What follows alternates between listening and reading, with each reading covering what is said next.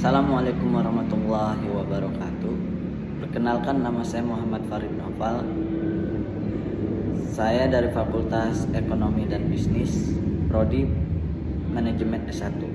Saya ingin menjelaskan atau mempresentasikan materi sistem informasi pemasaran berbasis web.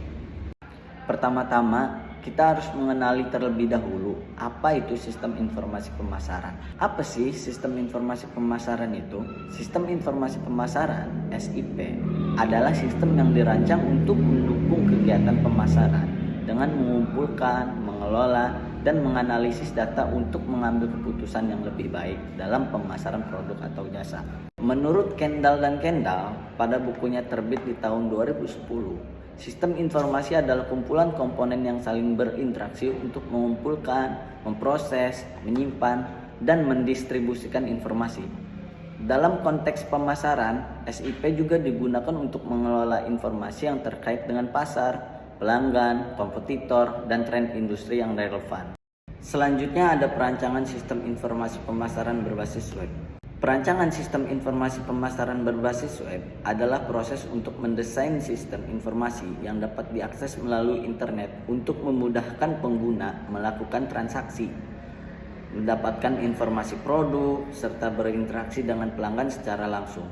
Dalam hal ini, pendekatan Object-Oriented Design menggunakan Unified Modeling Language sangat penting untuk merancang sistem terstruktur dengan baik. Selanjutnya ada analisis kebutuhan sistem pemasaran berbasis web. Itu terbagi menjadi dua.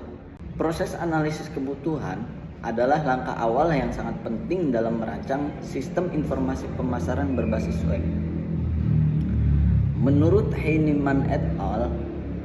Mengemukakan bahwa analisis kebutuhan mencakup identifikasi kebutuhan fungsional dan non-fungsional dari pengguna dan pemangku kepentingan lainnya. Kebutuhan fungsional berkaitan dengan apa yang harus dilakukan oleh sistem.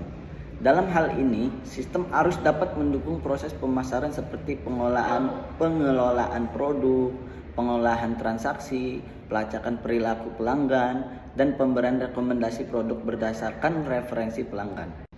Menurut Kotler dan Armstrong pada bukunya tahun 2008 menjelaskan bahwa sistem informasi pemasaran harus dapat menyediakan data yang akurat tentang pasar, pelanggan, dan pesaing agar perusahaan dapat merancang strategi pemasaran yang lebih efektif. Kebutuhan non-fungsional berhubungan dengan kualitas sistem seperti kendala, skalabilitas, keamanan, dan kemudahan akses. Kendall dan Kendall menekankan bahwa dalam merancang sistem berbasis web, penting untuk memperhatikan aspek keamanannya agar pelanggan dan transaksi terlindungi dengan baik. Komponen utama dalam sistem informasi pemasaran berbasis web. Sistem informasi pemasaran berbasis web terdiri dari beberapa komponen yang bekerja sama untuk mendukung tujuan pemasaran perusahaan. Menurut Allen et al. 2009, sistem berbasis web melibatkan komponen-komponen seperti basis data, server web, aplikasi pengguna, serta modul analisis yang mendukung pengambilan keputusan pemasaran. Dan komponen utamanya itu ada 4. Pertama, basis data, server web, aplikasi pengguna, modul analisis pemasaran. Basis data adalah tempat penyimpanan informasi yang dikumpulkan dan digunakan untuk berbagai aktivitas pemasaran seperti data pelanggan, riwayat transaksi, referensi, produk, dan analisis perilaku konsumen. Sistem informasi pemasaran berbasis web memerlukan pengelolaan data yang efisien agar dapat memberikan wawasan yang relevan bagi pemasar dalam merancang strategi yang tepat. Selanjutnya ada server web.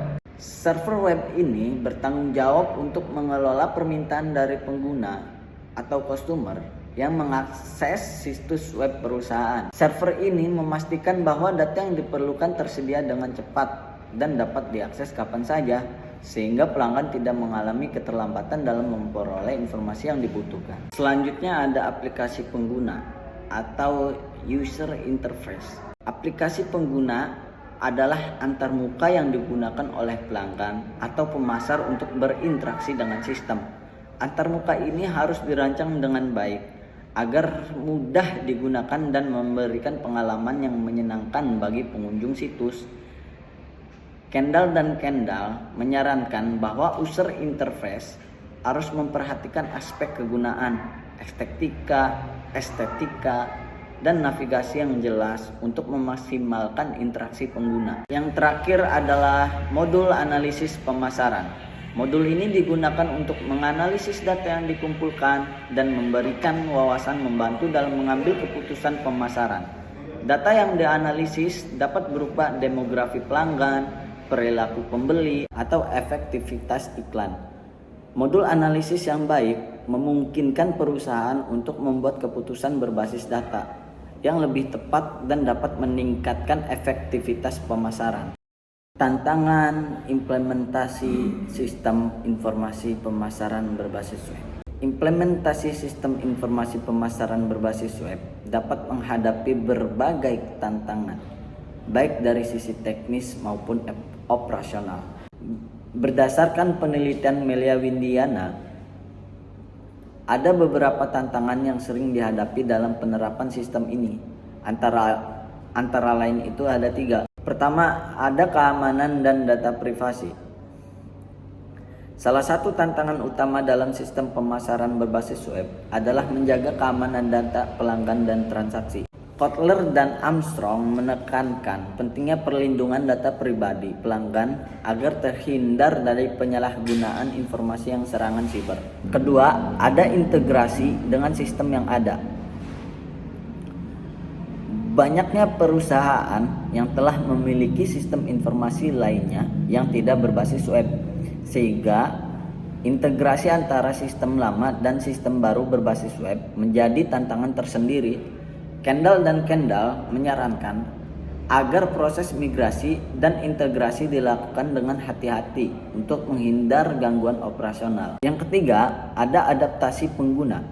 Pengguna, baik karyawan perusahaan maupun pelanggan, mungkin menghadapi kesulitan dalam beradaptasi dengan sistem baru.